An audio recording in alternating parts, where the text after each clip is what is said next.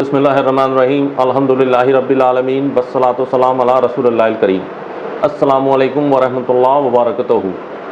Dear viewers, or rather the brothers and my sisters in Islam, this is my 8th or rather the 11th lecture in the series of the real incidents of Karbala.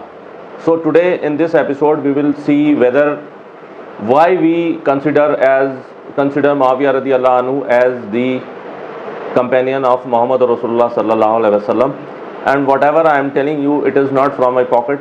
This is what big muhaddiseen and the aima of the high stature have said this, and this is not said by the Maulvi of the 14th century or of the Khalaf.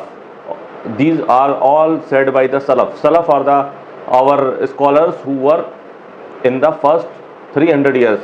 Salaf doesn't mean that everybody in that 300 years was a Salaf, but only the rightly guided and who were the scholars who propagated Islam are the Salaf.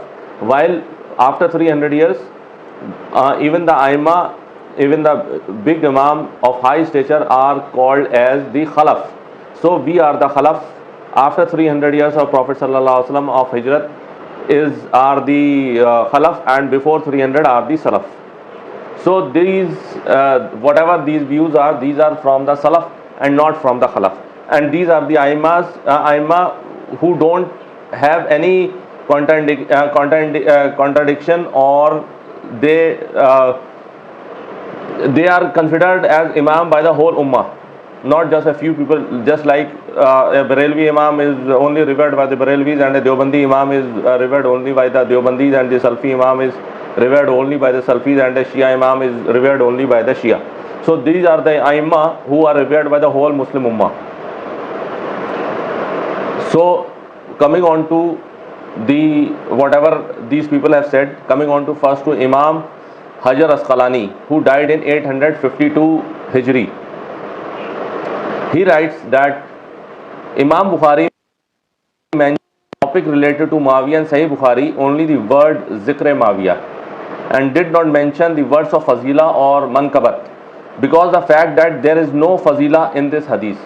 So Imam Bukhari has, for Muawiyah ibn Abi Sufyan radiyallahu anhu, he has used the word only Zikr Muawiyah, because he didn't have any other fazilat apart from that in this hadith, about the hadith that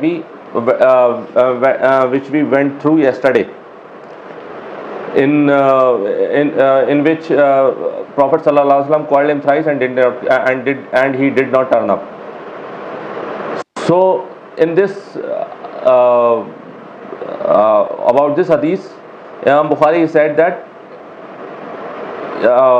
it is only a zikr of Muawiyah and not of fazilat or manqabat. But the saying of Sayyidina Abdullah ibn Abbas radiyallahu anhu is that Muawiyah was a faqih and a sahabi is sufficient for his virtues.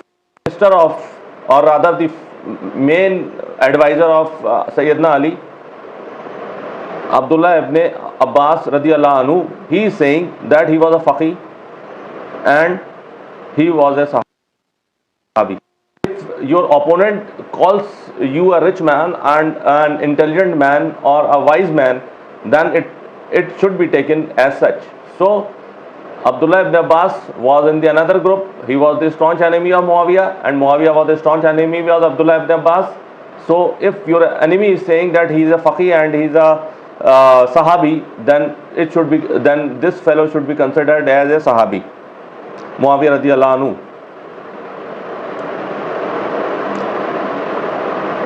However, Imam Ibn Abi Asim rahmatullah alayh has written a magazine in the Manaqib of Muawiyah radiyallahu anhu. The same work has been done by Abu Umar Ghulam Salabi and Abu Bakr Naqash, and Imam Ibn Jawzi rahmatullah alayh has also quoted this statement of Ishaq bin Rahawayh, describing some traditions in Mankabat, the famous book which identifies the fabricated narrations. So there are a lot of fabricated narrations regarding the fazila of Muawiyah radiallahu anhu, which are totally false, and we will come to know why people have elevated Muawiyah radiallahu anhu. Some sects presently also, the Nazbis, the people who revile Ali radiallahu anhu, and they hurl abuses on Ali radiallahu anhu, and they hate the Ahle Bayt, and they consider themselves to be the followers of Ahl Sunnat wal Jamaat. So these people, they revile Hazrat Ali. So these are the people who have concocted stories about Muawiyah radiallahu anhu which are totally false and baseless.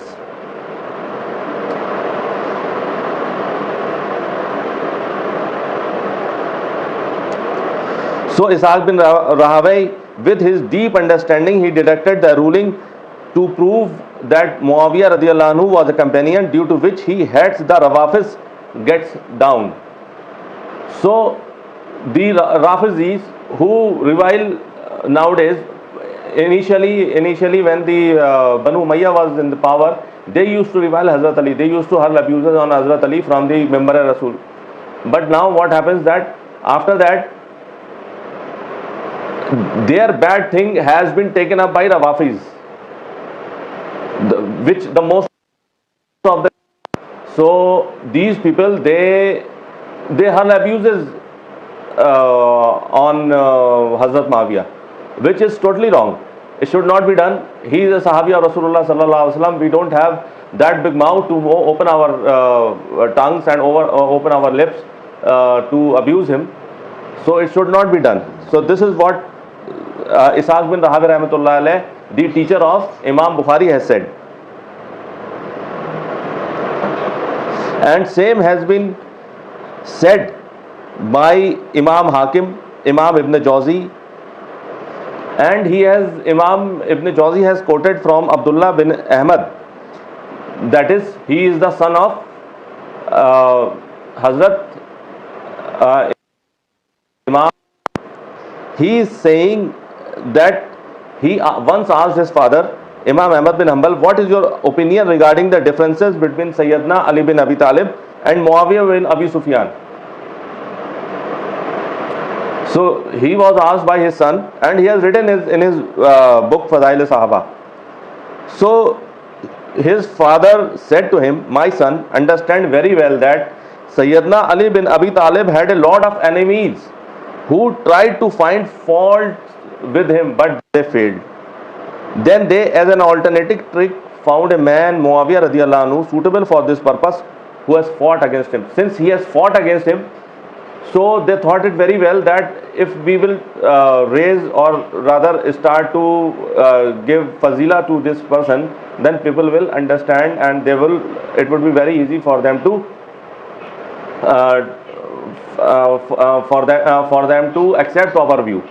So they started using false fazila for Muawiyah bin Abi Sufyan in order to downgrade Ali bin Abi Talib. So they praised Muawiyah radiallahu anhu with exaggeration in comparison to Sayyidina Ibn Ali, and this is happening nowadays also in a lot of quarters of Ahl Sunnat wal Jamaat. I don't want to name those sects, but from Ahl Sunnat wal Jamaat, none of the sects is pak from such a fitna. During Muharram, either you should tell the fazila of Muharram, which is very important, but what they do, they started telling the fazila of Muawiyah bin Abi Sufyan. What is the need of telling that? And this is no way to counter the fitna of the Rawafis, the Tufan-e Badtamizi that happens in Ramzan, the chest thumping, the Marsiya and those Matam and all those nonsense that happens. So you cannot counter a nonsense with a bigger nonsense. So it should not be done. Imam Ibn Hajar Asqalani writes that there is a clue in the reply of Imam Ahmad bin Hanbal rahmatullah alayh, that some people have fabricated some baseless virtues of Muawiyah radiallahu anhu which have no authenticity. This is what I told, that in order to give fazila to Muawiyah bin Abi Sufyan radiallahu anhu, they concocted fabricated stories, Maudu Hadith. No doubt there are many narrations in the glory of Muawiyah radiallahu anhu, but none of these narrations are authentic in the terms of the chain on the principle of the muhaddithin. So as we know, when we are not considering the hadith which is reaching to us with an authentic chain or with an authentic matan, which are purported to be from Muhammad Rasulullah sallallahu alaihi wasallam, then how can we accept anything who is of a lower degree than him? And everybody is of a lower degree than him. So the thing is of authenticity. So if anything is not authentic, then we are not supposed to accept it. And most of the ahadith regarding the fazila of Muawiyah radiallahu anhu are fabricated. So much so that Imam Bukhari has only used the term Zikr Muawiyah in his chapter of companions of Rasulullah sallallahu alaihi wasallam. He did not use the term fazila or mankabat. No doubt there are many narrations in the glory of Muawiyah bin Abi Sufyan, but none of these narrations are authentic in terms of chain. Therefore, Imam Ishaq bin Rahawayh and Imam Nasai have adopted this view with great confidence. So they say that majority of the ahadith of Muawiyah bin Abi Sufyan radiallahu anhu are concocted and fabricated, and they are maudu, and there are some fazila which are with us, that he was a Katib-e-Wahi, but the thing is that he was not the only Katib-e-Wahi. There are more Katib-e-Wahi, around 60 to 70. And another fazila, what they do, they start saying that he is the he is the uncle of the ummah. How can he be uncle of the ummah? No doubt he is the uncle of the ummah, because his sister was married to Rasulullah sallallahu alaihi wasallam. But the thing is that he was not the only one. Abdullah ibn Umar was there, and there were so many others. There are 70 or 80 other people who were brothers of the wives of Prophet sallallahu alaihi wasallam. So they can also be mamu. But what they have done, they have singled out Muawiyah ibn Abi Sufyan radiallahu anhu. So this is totally nonsense. So just to finish this, because this is a controversial topic, a lot of people will have tenesmus in their stomachs. So the thing is that I am not talking from my pocket. This is the narrations from the Aima of the Salaf, Imam Nisai, Imam Bukhari, Imam Hakim, Imam Rahawayh. So to sum it all, there are fazila of Muawiyah bin Abi Sufyan radiallahu anhu, but they are not of that degree which are floating around, which are in the cloud, and they are not the real. We should take steps to see what is the real and what is the falsehood. Wallahu alam. Jazakumullahu khair. Subhanakallahumma wa bihamdika, nashhadu an la ilaha illa anta, nastaghfiruka wa atubu ilaik, wa ma alaina illa al-balagul mubin. Jazakumullahu khair.